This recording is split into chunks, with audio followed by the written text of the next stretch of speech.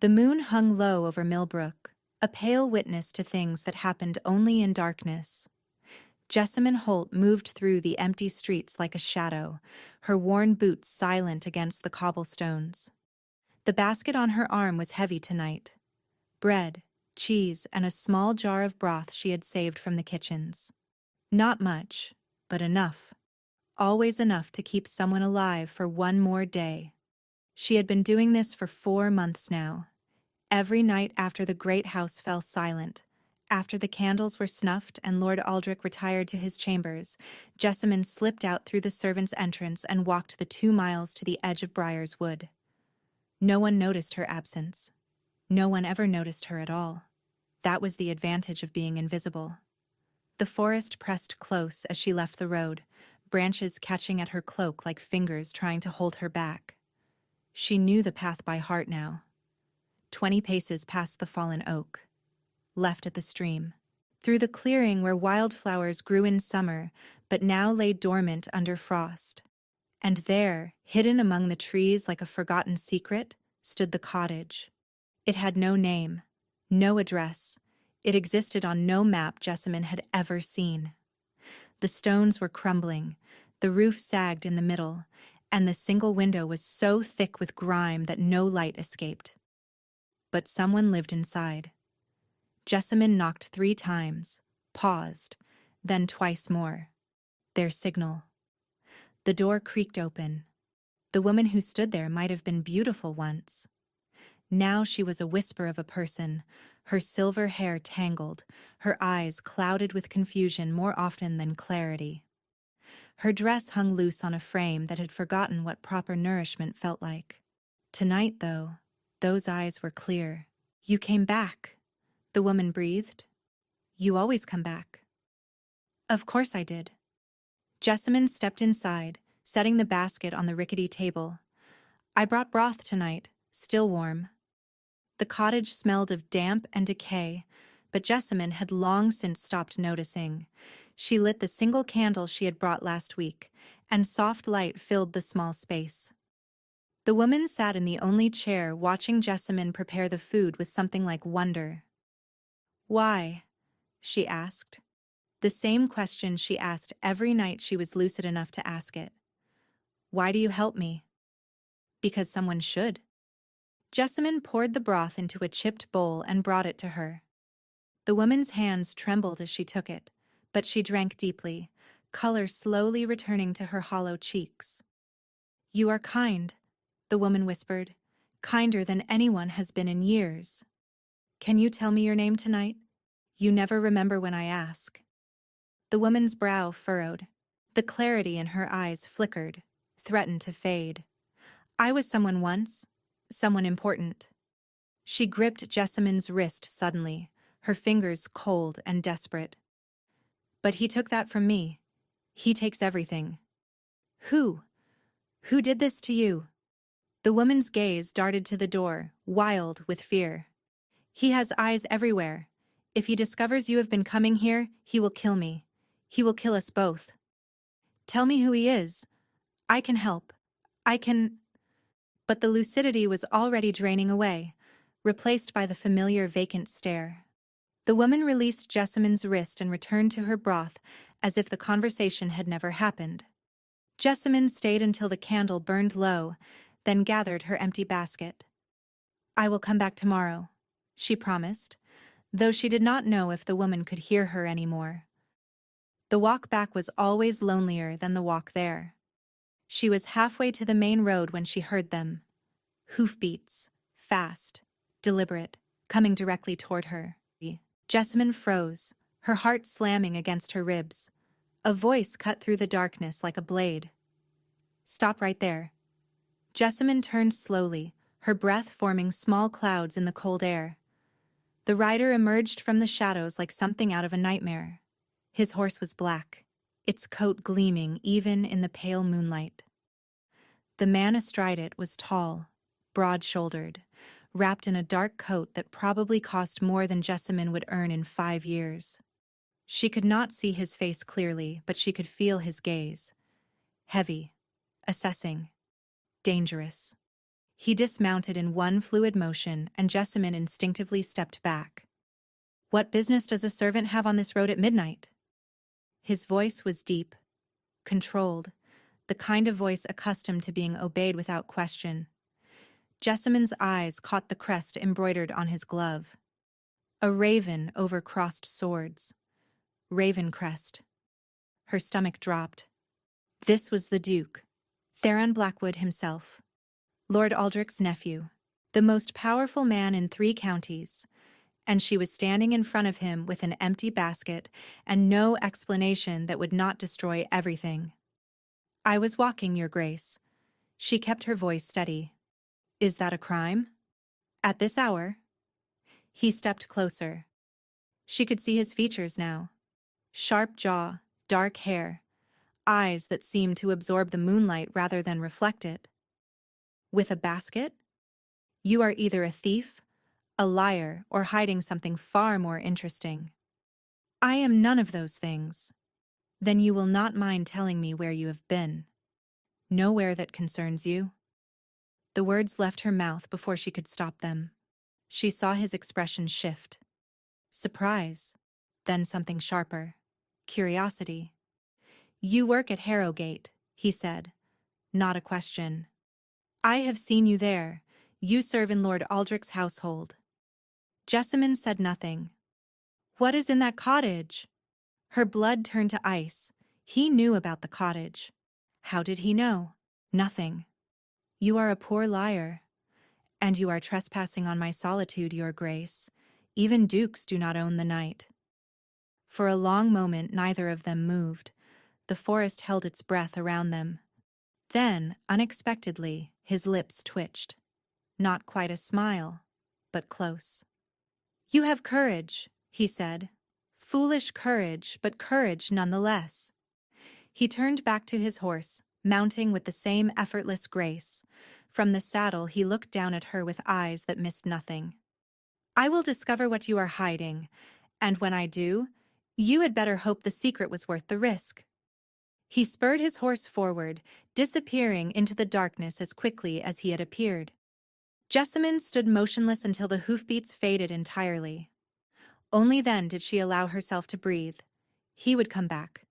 She knew it with the certainty of someone who had learned to read danger in order to survive it. The question was not whether he would find the cottage again. The question was what he would do when he saw who was inside. The next day passed in a fog of dread. Jessamine moved through her duties at Harrowgate Manor mechanically. She polished silver that was already gleaming. She pressed linens that held no wrinkles. She did everything expected of a lady's maid who wished to remain unnoticed. But her mind was in the forest. Late in the afternoon, she passed Lord Aldrich's study and heard voices within. She slowed her steps, adjusting the stack of towels in her arms as an excuse to linger. "The Duke has been asking questions again." Lord Aldrich's voice, smooth as oil. "About his mother's death, about the circumstances." A second voice, one she did not recognize. "Does he suspect?" "He suspects nothing concrete. But he is persistent. We must keep him distracted. The Ashcroft girl serves that purpose well enough. And if she does not, then we find another way. We always do." Footsteps approached the door. Jessamine moved quickly, disappearing around the corner before she could be seen. Her heart raced. The Duke's mother had died 15 years ago. Everyone in Millbrook knew the story. Lady Alawen Blackwood, driven mad by grief after her husband's death in a hunting accident, sent to an asylum where she perished 3 years later. It was tragedy, history, settled fact. So why was Lord Aldrich afraid of questions? That night, Jessamine approached the cottage with more caution than usual. She circled the clearing twice, watching for movement, listening for hoofbeats. Nothing. She knocked. 3 times. Pause. Twice more. The door opened. The woman looked worse tonight. Pale, trembling, her eyes darting past Jessamine into the darkness.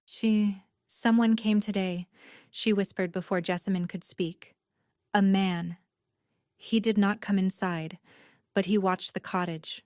For hours. I could feel his eyes. Jessamyn's stomach clenched. What did he look like?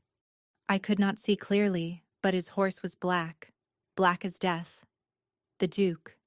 "Come inside," Jessamyn said, guiding the woman back into the cottage. "You need to eat. You need to—" A sound behind her. Jessamyn spun. He stood in the doorway, filling it with his presence. The Duke of Ravencrest, still wearing his riding clothes, his face unreadable in the candlelight. "So this is your secret," he said quietly. Jessamyn positioned herself between him and the woman. "You should not be here. And yet here I am." His gaze moved past her, finding the frail figure huddled in the corner.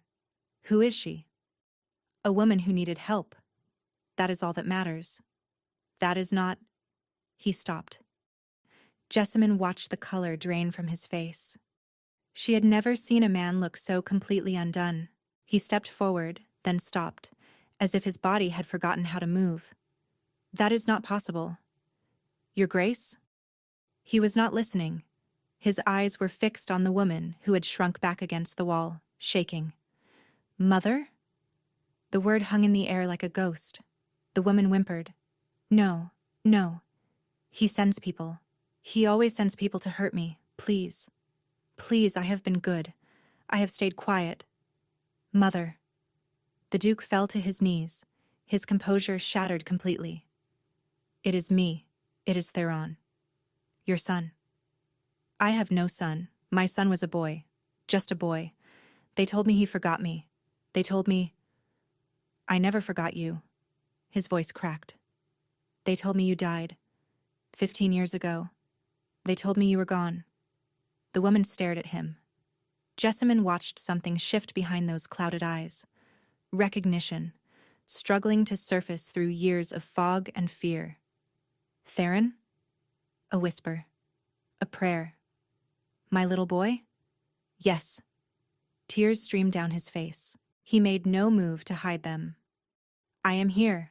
I found you." The woman reached out with trembling fingers and touched his cheek. "You grew so tall," she breathed. "So tall? Like your father?" And then she was weeping, and he was holding her, and Jessamyn stood frozen in the corner of that crumbling cottage, watching a man she had thought was made of stone completely shatter. She understood now why Lord Aldrich was afraid of questions, because the answers would destroy him. The woman fell asleep in her son's arms, exhausted by the weight of reunion.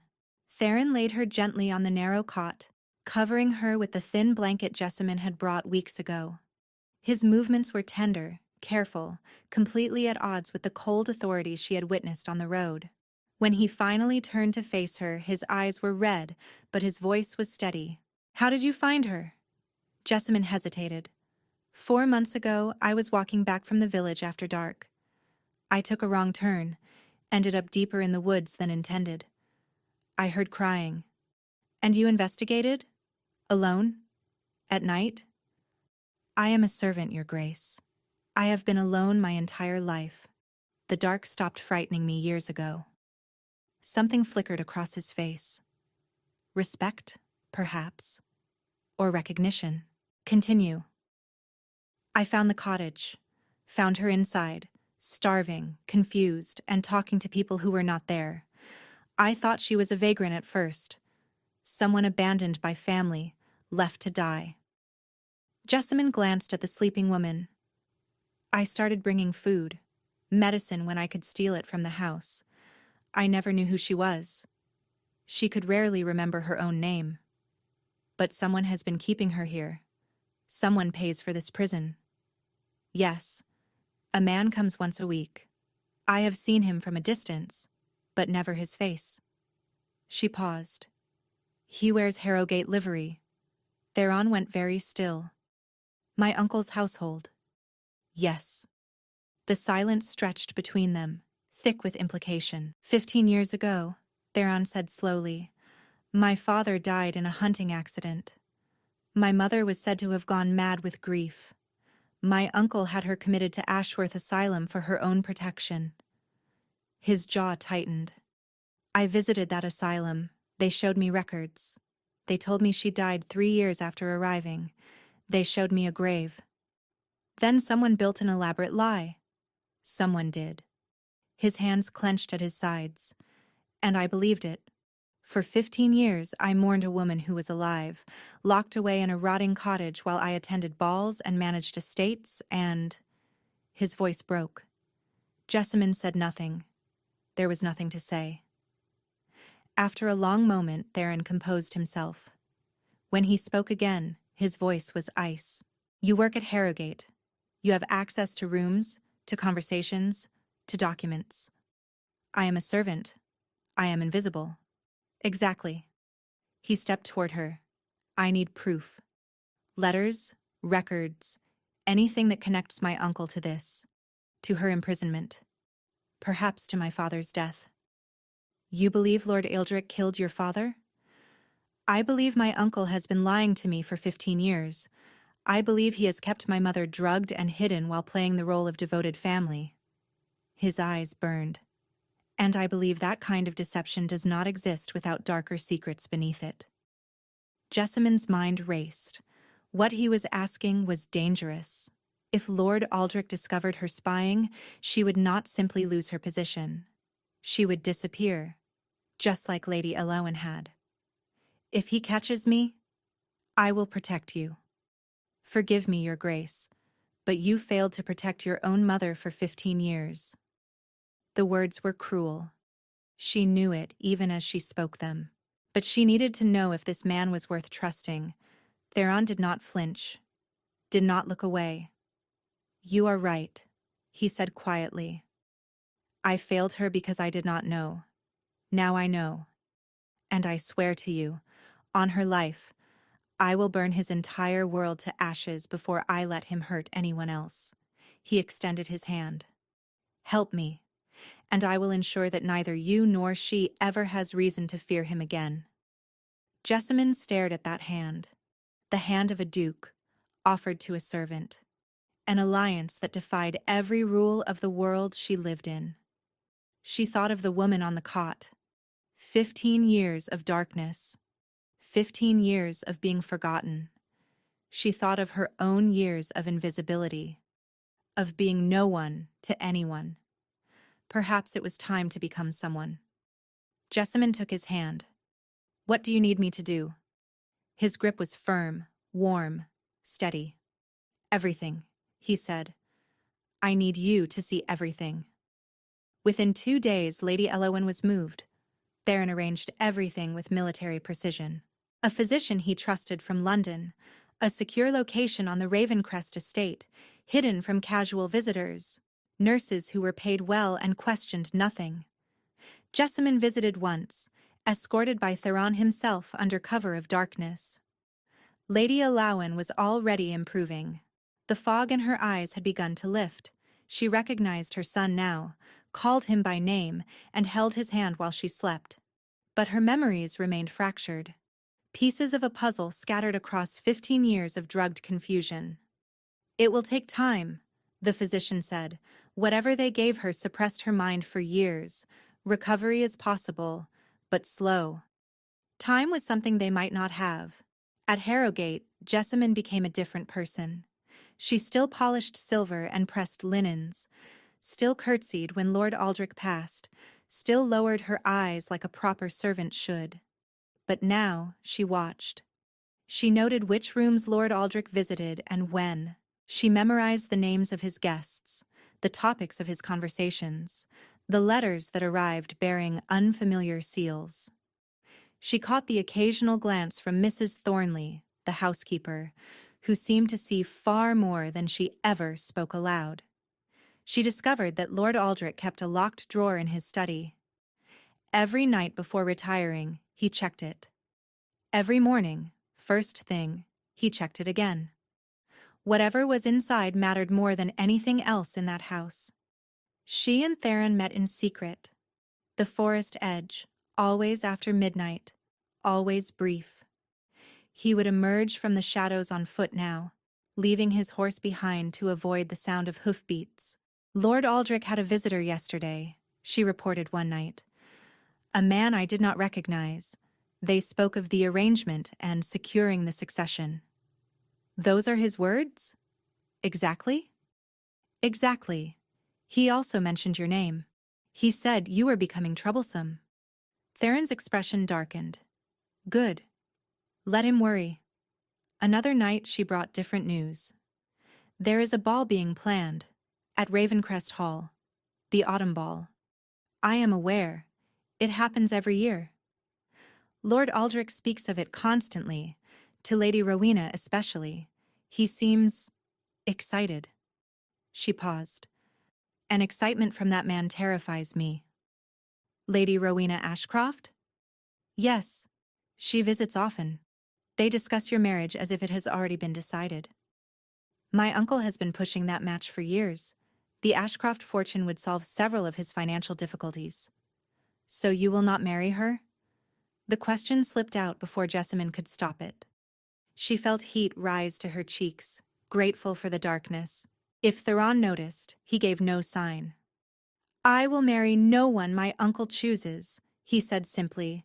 "His judgment has proven worthless." A week later, Jessamine found something concrete. She had slipped into Lord Aldrich's study while he entertained guests, her heart pounding with every creak of the floorboards. The locked drawer defeated her, but his correspondence tray did not. A letter, half hidden beneath estate accounts. "The arrangement proceeds as discussed. Thornwood's future will be secured by winter's end. Ensure the girl remains compliant. No signature, no address." But the handwriting matched other letters she had seen Lord Aldrich pen himself. She copied the words onto a scrap of fabric, tucked it into her sleeve, and returned the letter exactly as she had found it. That night she gave Theron the fabric. He read it twice, his face carved from stone. "Thornwood is the old name for the Ravencrest dukedom," he said quietly, "and Winter's End is 3 months away." "What happens at Winter's End?" "I do not know." He folded the fabric carefully. "But I intend to find out before it happens to me." 2 weeks after her rescue, Lady Allowen spoke clearly for the first time. Theron brought Jessamine to Ravencrest under the guise of delivering documents from Harrowgate. A thin excuse, but no one questioned a servant carrying papers. The hidden chamber was warm, comfortable, filled with soft light. Lady Allowen sat in a chair by the window, wrapped in blankets, looking out at gardens she had not seen in 15 years. When Jessamine entered, the transformation on the older woman's face was immediate. "The girl," Lady Allowen breathed, "the girl who came in the darkness." She rose unsteadily, crossing the room with arms outstretched. Jessamine found herself enveloped in an embrace that smelled of lavender and tears. "You fed me when I was starving," Lady Allowen whispered. "You spoke to me when everyone else had abandoned me to silence. Why? Why would you do that for a stranger?" "Because no one deserves to be forgotten." Lady Allowen pulled back, studying Jessamine's face with eyes that were finally, fully clear. "You have known loneliness," she said. "I can see it. The same loneliness I felt in that cottage. I have, my lady. Then we understand each other." Lady Allowen took her hands. "Sit with me, both of you. I need to tell you what I remember." They sat, mother and son and the servant girl who had bound them together. Lady Allowen spoke slowly, carefully, as if each word cost her something. "The day your father died, there was a hunting party. You remember, Theron. You were too young to join, but you begged to come." "I remember." His voice was rough. "You convinced father to let me stay home." "Thank God I did." Her grip tightened on his hand. "The party left at dawn. I was in the garden when I heard the shot. Too close. The hunting grounds were miles away, but this sound came from just beyond the tree line." She closed her eyes. "I ran toward it. I do not know why. Instinct, perhaps. Fear." "What did you see?" "Your father on the ground, blood on his chest, and Aldrich standing over him,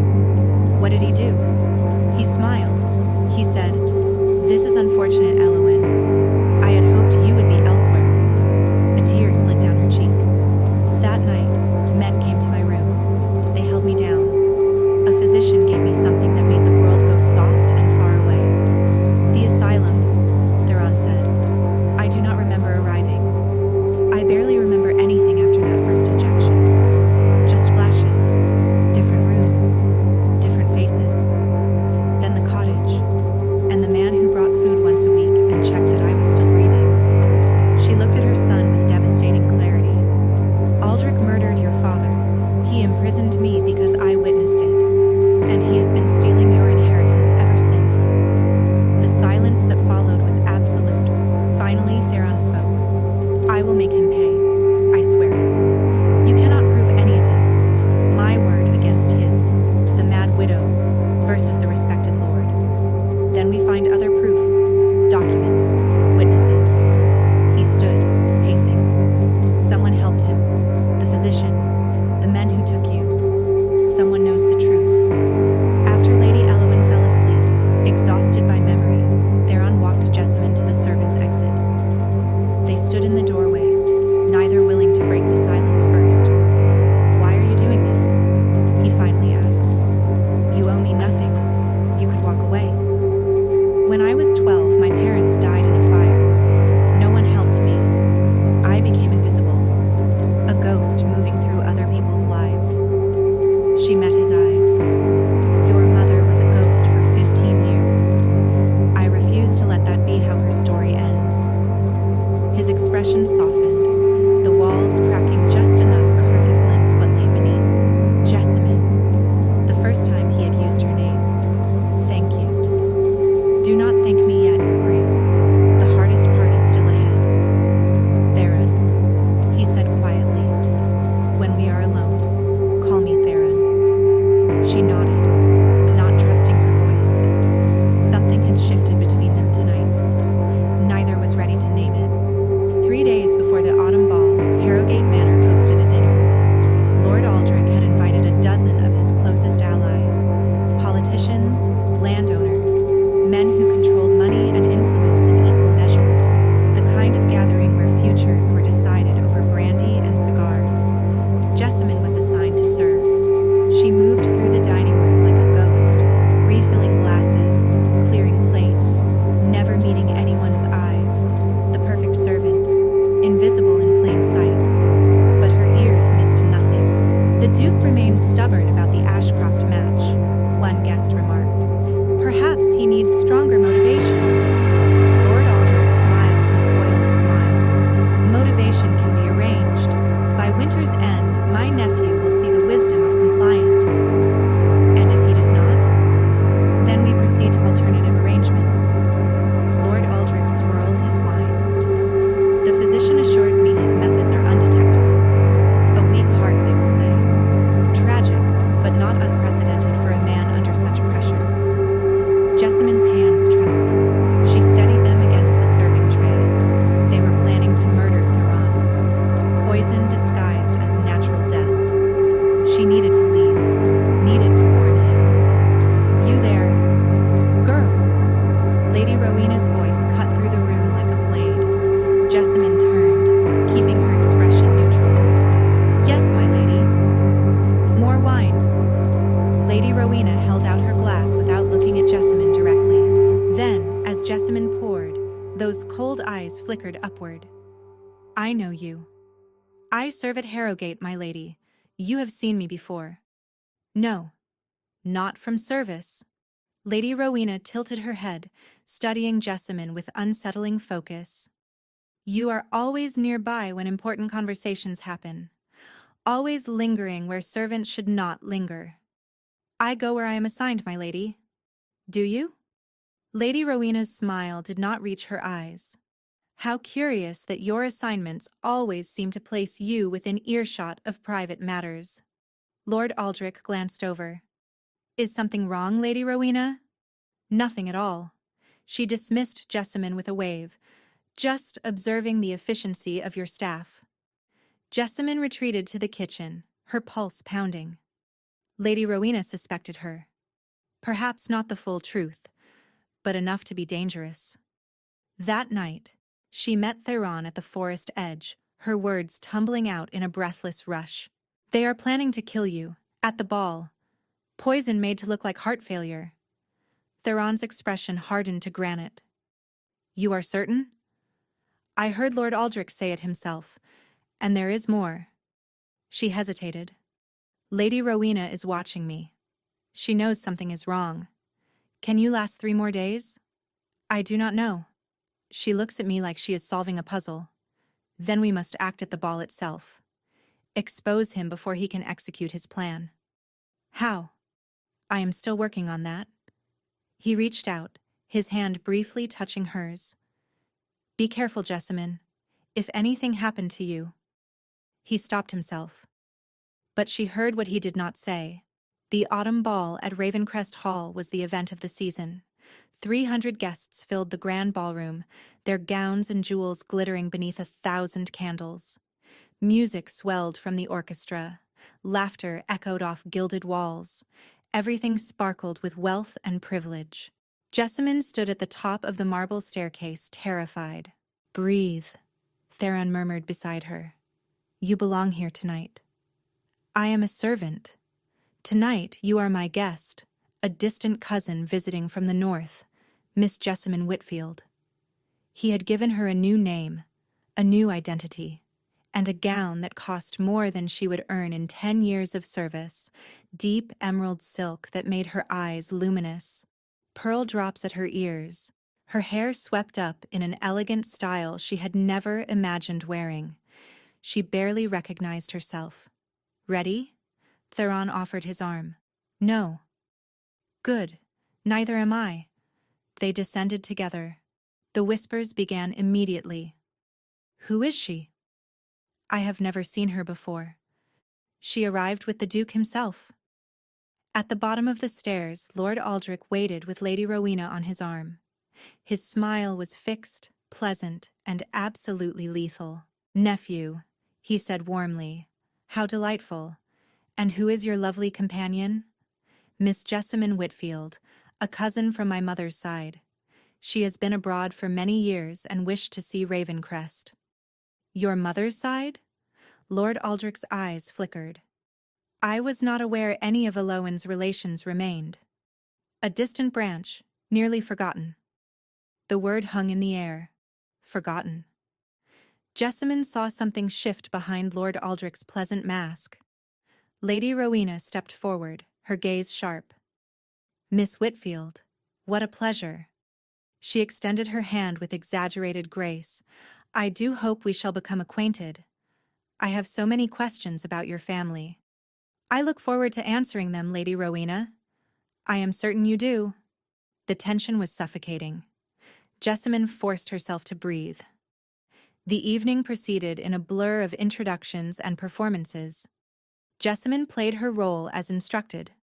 Polite, reserved, revealing nothing. She danced with elderly lords who commented on her grace. She conversed with curious ladies who probed for information she did not provide, and all the while, she watched. Lord Aldrich spoke with a man she recognized, the same man from the dinner party. They stood near the refreshment table, their heads bent in quiet conversation. She saw a servant approach Theron with a glass of wine on a silver tray. A chill ran down her spine.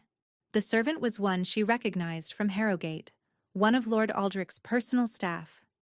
Jessamine moved without thinking. She intercepted the servant, smiling graciously. "Allow me. I was just about to bring the Duke a refreshment." The servant hesitated. "Lord Aldrich instructed, and I am the Duke's guest. Surely that grants me some privilege." She took the tray. "Thank you. That will be all." The servant retreated, looking uncertain. Jessamine carried the wine to Theron, leaning close as she handed him the glass. "Do not drink this. It came from your uncle's man." Theron's fingers brushed hers as he accepted the glass. "Understood." He raised it to his lips without drinking, then set it aside on a nearby table. Later, the orchestra struck up a waltz. "Dance with me," Theron said. Not a request. She took his hand. They moved together across the polished floor, surrounded by swirling gowns and watchful eyes. For a moment, the danger faded. There was only the music, and his hand at her waist, and the way he looked at her. "You are extraordinary," he said quietly. "You know that?" "I am a servant playing dress-up. You are the bravest person in this room. Everyone else wears masks to hide their cowardice. You wear a mask to fight." The music swelled. He pulled her closer than propriety allowed. "When this is over," he murmured, "I want you to stay. Not as a spy, not as a servant, as yourself." "Theron, you do not have to answer now. Just know that I am asking." The dance ended. Across the room, Lady Rowena watched them with murder in her eyes. The confrontation came faster than expected. Lord Aldrich noticed the untouched wine. Jessamine saw his expression flicker, the pleasant mask cracking for just a moment. He approached Theron with a fresh glass. "Nephew, you have barely touched your drink. Allow me." He pressed the glass into Theron's hand. A toast. To family. The room quieted. Guests turned to watch. Theron studied the wine, then met his uncle's eyes. "To family," he agreed. "But I insist we exchange glasses, a sign of trust between relations." He held out the glass Lord Aldrich had given him. The silence grew unbearable. "I would never insult you by refusing," Theron continued softly. "Unless, of course, there is a reason you would not drink what you just poured for me." Lord Aldrich's smile faltered. Sweat appeared at his temple. He had two choices: refuse and confirm suspicion, or drink. He drank. Within minutes, he was pale, trembling. His hand clutched a nearby pillar for support. "Uncle?" Theron's voice carried false concern. "You look unwell." "I am fine. The heat—" "Someone fetch a physician. Lord Aldrich appears to be having difficulties." Chaos erupted. Guests crowded around. Servants rushed for help. In the confusion, Lady Rowena seized Jessamine's arm. "You!" she hissed. "I knew I recognized your face. You are the maid from Harrowgate, the one who is always watching. Release me. Not until I expose you for what you are." She raised her voice, cutting through the commotion. "This woman is an impostor. She is no cousin of the Duke. She is a servant, a spy planted in this household to spread lies." Every eye turned to Jessamine. The whispers became a roar. A servant? Pretending to be nobility? Scandalous.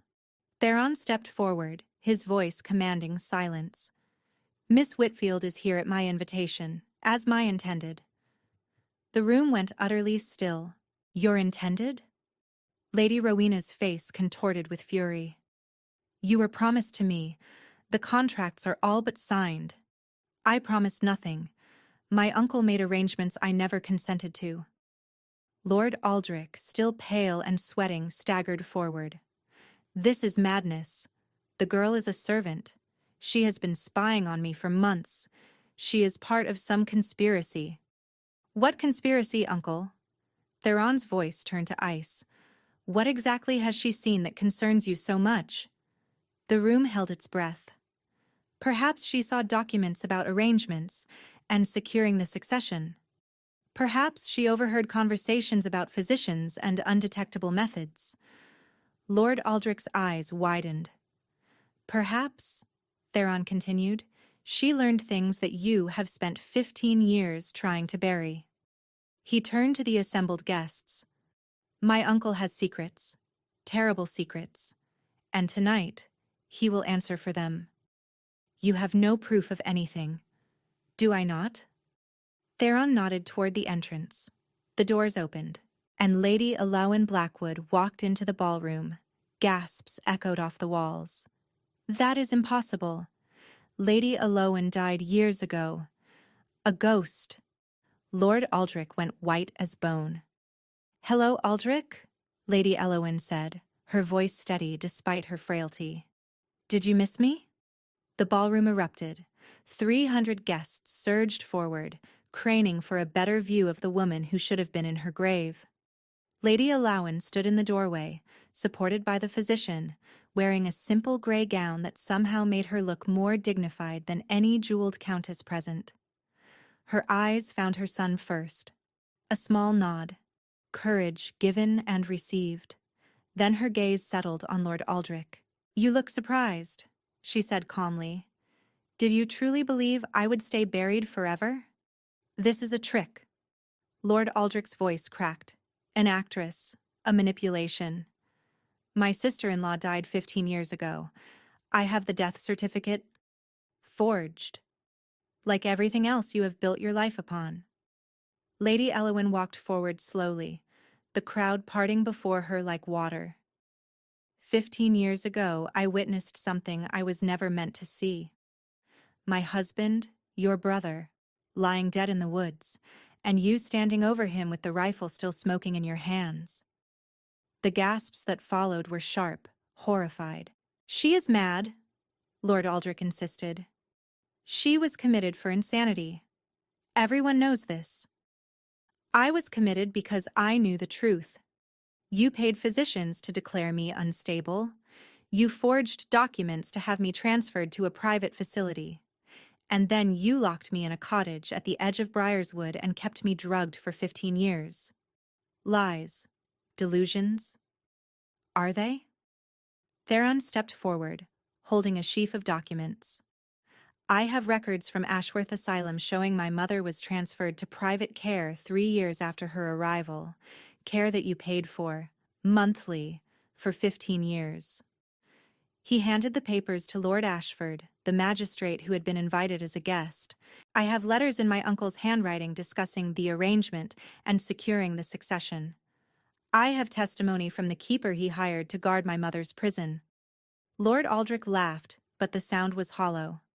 The word of a mad woman and a lovesick servant? No court will accept this. Then perhaps they will accept mine. A new voice. Mrs. Thornley, the Harrowgate housekeeper, stepped forward from the crowd. I have worked for Lord Aldrich for 22 years. I have seen things, heard things. The night Lady Elowyn disappeared, I saw men carry her from the house. I heard Lord Aldrich give the orders. Her voice trembled but did not break. I have remained silent out of fear, but no more. Another servant stepped forward, then another. I delivered payments to the cottage. I forged signatures on Lord Aldrich's instructions. I heard him speak of the Duke's death as if it were already decided. One by one they came, the invisible people, the forgotten witnesses, all the servants who had seen too much and said nothing for too long. Lord Aldrich backed toward the door. This is a conspiracy. You have all been paid. Manipulated. The only manipulation, Theron said coldly, is the life you built on my father's grave and my mother's suffering. He nodded to the magistrate. Lord Ashford, I formally request that Lord Aldrich Blackwood be detained for the murder of my father, the false imprisonment of my mother, and conspiracy to commit my own assassination. Lord Ashford examined the documents, his face grave. The evidence appears substantial. Lord Aldrich, you will surrender yourself to custody pending investigation. I will not be arrested on the word of servants and a woman everyone knows is insane. Lord Aldrich lunged toward the door. Jessamine moved faster. She seized the glass of poisoned wine from the table where Theron had abandoned it and threw the contents directly in Lord Aldrich's face. He screamed, clawing at his eyes, stumbling blindly. Guards seized him before he could recover. That, Jessamine said quietly, was for every night she spent alone in the dark. Theron looked at her with something that might have been awe. I told you, she said. I do not simply stand by. Lady Elowyn crossed the room and took her son's hand. Then, with her other hand, she reached for Jessamine. This girl found me when no one else was looking. She fed me when I was starving. She gave me hope when I had forgotten what hope felt like. Her voice carried across the silent ballroom. Whatever honors you bestow upon her will never be enough, but you can start by recognizing her as the hero she is. Jessamine felt tears prick her eyes. For the first time in her life, she was not invisible. Lord Aldrich was dragged away, still shouting denials that no one believed. Lady Rowena fled before anyone could question her involvement. And in the center of the ballroom, surrounded by witnesses to the truth, Theron pulled Jessamine close. It is over, he whispered. Is it? The hardest part is. He cupped her face in his hands. Now comes the rest. Hours later, the ball had emptied. Guests had departed in shocked whispers. Servants had begun cleaning the debris of scandal. Lord Aldrich was en route to the magistrate's holding cells, his protests growing weaker with every mile. Jessamine stood on the terrace overlooking Ravencrest's gardens, still wearing the emerald gown, still trying to comprehend everything that had happened. Footsteps behind her. She did not need to turn to know who it was. "You should be celebrating," she said. "I am not much for crowds." Theron moved to stand beside her, looking out at the moonlit grounds. "I never have been. Too many masks, too much pretense. And yet you wear a mask better than anyone I have met. I used to, before you." He turned to face her. "You stripped away every defense I had. Do you know how terrifying that is?" "I have some idea." Silence settled between them, comfortable rather than heavy. "Jessamine." He spoke her name like a prayer. "I need you to understand something. When I first stopped you on that road, I thought you were a problem to be solved. An obstacle in whatever game I assumed was being played. And now? Now I cannot imagine my life without you in it." She shook her head slowly. "I am still a servant, Theron. I own nothing. I am no one. You are the woman who walked into darkness to feed a stranger. The woman who stood in a room full of nobles and did not flinch. The woman who threw poison in a murderer's face without hesitation." He took her hands in his. "You are everything. Society will never accept. Society can burn for all I care." He pulled her closer, his forehead resting against hers. "I have spent my entire life doing what was expected. Following rules written by people who saw me as a title, not a person. You are the first one who ever saw me, just me. Theron, I love you." The words were simple, certain, unadorned. "I did not plan to. I do not think I even wanted to. But I do. And I am finished pretending otherwise." Jessamine felt tears slide down her cheeks. "No one has ever chosen me," she whispered. "My whole life, I have been passed over, overlooked, forgotten.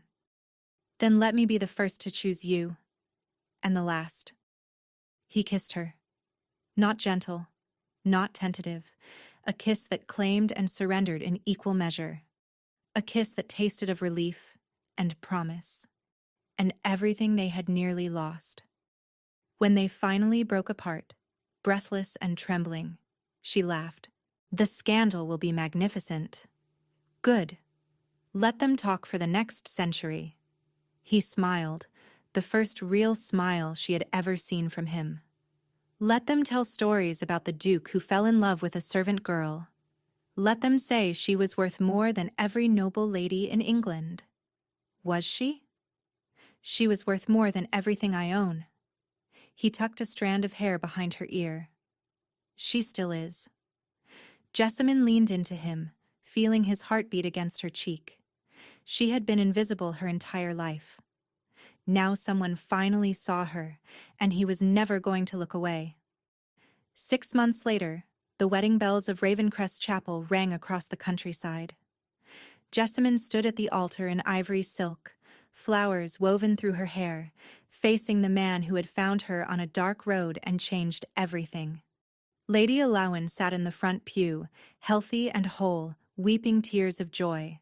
The guests were an unusual mix. Nobles who had accepted the scandal sat beside former servants who had testified against Lord Aldrich. Mrs. Thornley had a seat of honor. Even the keeper who had guarded Lady Allowen's prison had been pardoned in exchange for his testimony, and sat quietly in the back, head bowed. Lord Aldrich had been convicted of murder and conspiracy. He would spend the rest of his life in prison. Lady Rowena had fled to the continent, her reputation destroyed. Justice, imperfect but real. After the ceremony, Jessamine walked through the grounds of Ravencrest, still marveling that this was her home now. She paused at a new building near the estate's edge. A brass plaque gleamed above the entrance. Allowen House, a refuge for the forgotten. "You did not have to name it after me," Lady Allowen said, appearing beside her. "It was your suffering that inspired it, your strength. Women who have been abandoned, imprisoned, forgotten. They will find safety here. A second chance. Like the chance you gave me. Inside, a dozen women were already settling in, learning skills, healing wounds, becoming visible again. That evening, Theron found Jessamine in the library staring at the fire. I have something for you. He pressed a small velvet box into her hands. Inside lay a simple locket. She opened it to find two miniature portraits. Lady Alawen on one side, Jessamine herself on the other. The two women who saved me, Theron said quietly. One gave me life. The other gave me a reason to live it. Jessamine fastened the locket around her neck, feeling its weight against her heart. I still cannot believe this is real, she admitted. A year ago, I was stealing kitchen scraps to feed a stranger. Now I am a duchess. You were always extraordinary. The title just helps others see it. She turned to face him, this man who had chosen her when no one else would. Every night I walked to that cottage, I was terrified, she said, but I went anyway. Why? Because some things matter more than fear. He wrapped his arms around her, and she leaned into his warmth. You were invisible once, he murmured. Now everyone sees you. I do not need everyone to see me. She looked up at him. Just you. Outside, the sun set over Ravencrest, painting the sky in shades of gold and rose. Jessamine Holt had spent her life feeding forgotten souls in the darkness, expecting nothing in return. And in return, she had found everything. Thank you for staying with us until the very end. If this story touched something in you, the power of compassion, the courage to act when no one is watching, and the miracle of being truly seen, share it with someone who needs to hear it. Drop a comment telling us your favorite moment and where you are listening from. If you are ready for another story where love conquers the impossible, subscribe and ring that bell so you never miss the next chapter. You are the reason these stories exist. Thank you for being here.